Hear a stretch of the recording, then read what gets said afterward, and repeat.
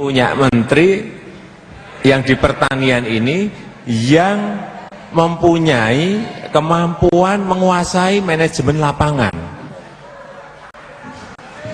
mempunyai pengetahuan lapangan yang kuat, mengetahui permasalahan-permasalahan pertanian, persoalan-persoalan pertanian yang betul-betul ngerti, bukan yang teoritis. Karena ini persoalan-persoalan di lapangan, bukan persoalan di kebijakan, di lapangan. Kalau mampu menyiapkan air, artinya bendungan dan irigasinya, mampu menyiapkan pupuk sampai petani tepat pada sasarannya, mampu menyiapkan benih tepat pada sasaran di petani, sebetulnya yang namanya swasembada beras itu bukan persoalan yang besar. Saya sudah punya hitung-hitungan, itu persoalan yang mudah.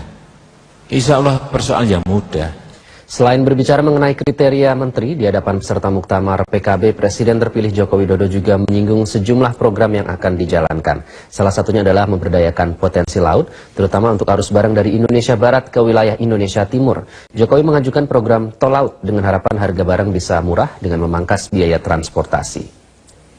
Sapi NTT nggak bisa bersaing dengan sapi Australia, ongkos transportnya juga. Sapi dari NTT menuju ke Jakarta, itu ngangkutnya kalau kapal paling-paling 200, paling-paling 300 sapi. Yang dari Australia sekali angkut 40.000 sapi. Kamarnya, sapinya itu dibuatin kayak kamar-kamar gitu. Enak banget sapi Australia. Buatin kamar-kamar, kemudian dia sampai di Jakarta masih sehat walafiat. Yang dari NTT ada yang kakinya sudah lemes, udah gini, udah harganya jatuh, tetapi ongkos transportnya lipat-lipat karena sekali angkut hanya 200. Bedanya oleh sebab itu yang namanya tol laut ini penting sekali. Ini rancangannya sudah kita siapin semuanya dan nantinya akan memberikan rasa keadilan di semua provinsi, di semua kabupaten kota, di semua wilayah yang ada di negara yang kita cintai ini. Dari Sabang sampai Merauke. Ketua Umum Partai Nasdem Surya Paloh mengatakan keputusan PKB dalam mendukung pasangan Jokowi JK saat Pilpres 9 Juli lalu dinilai sebagai keputusan yang tepat. Hal tersebut dikatakannya saat hadir dalam muktamar PKB di Surabaya, Jawa Timur. Muktamar ke-8 Partai Kebangkitan Bangsa dihadiri sejumlah petinggi partai politik, termasuk Ketua Umum Partai Nasdem Surya Paloh. Selain pembahasan pergantian kepengurusan tingkat pusat, muktamar dilakukan untuk konsolidasi ide, gagasan, serta peran dan fungsi PKB pada pemerintahan mendatang. Surya Paloh mengucapkan selamat atas terselenggaranya muktamar dan keberhasilan PKB dalam menaikkan perolehan suara sebanyak lebih dari 100% pada pemilu legislatif April lalu. Surya Paloh juga mengajak seluruh partai politik untuk bekerja sama memulihkan kepercayaan masyarakat terhadap partai politik. Keputusan, polisi, kebijakan yang diambil oleh Cak Imin dan kawan-kawan. Memang saya telepon Cak Imin, Cak Imin, segera ke rumah saya, duduk. Di sana ada calon presiden namanya Pak Jokowi. Saya katakan jalan Sirotol Mustaqim itu, Min, ketika kamu bisa dukung namanya Jokowi ini. Itu Sirotol Mustaqim. Kamu percaya sama saya sebagai kakakmu? Dia bilang, percaya. Nah, dukung Jokowi ini. Insya Allah langsung dukung Jokowi itu. Dan benar, memang Jokowi JK akhirnya mendapatkan amanah.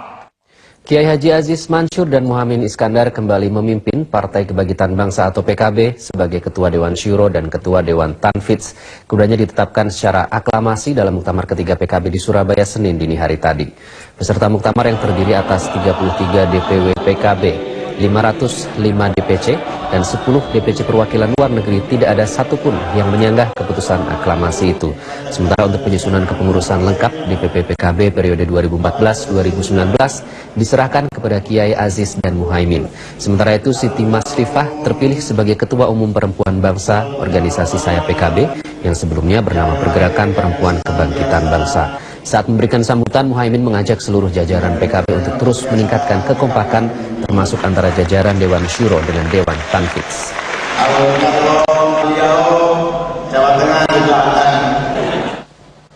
Perlindungan kepada seluruh kelompok rentan dan Ustadz Afin masih menjadi agenda kita 5 tahun ke depan.